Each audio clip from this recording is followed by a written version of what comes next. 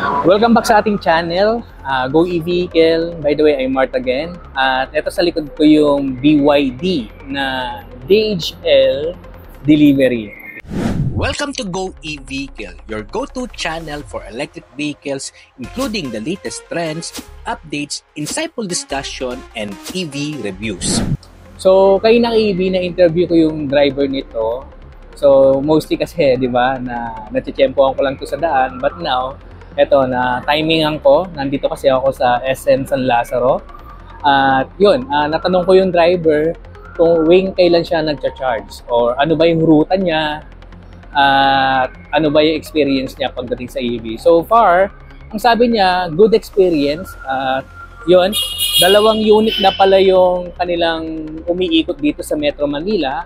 At ang ruta lang nila, Metro Manila lang. And of course, ayan, paalis na nga siya. So, sundan na lang natin. So, ayun.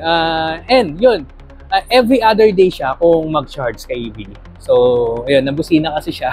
Kaya umalis na kasi nasa corner kasi siya kanina rito. Ayan, nasa corner siya kanina dyan. Kaya pinaalis na siya.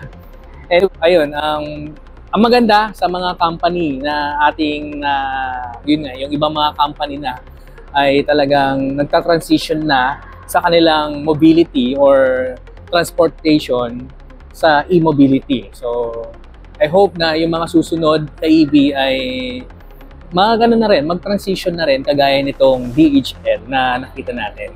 So again, I'm Mart from Go E-Vehicle, your electric vehicle channel. Let's go!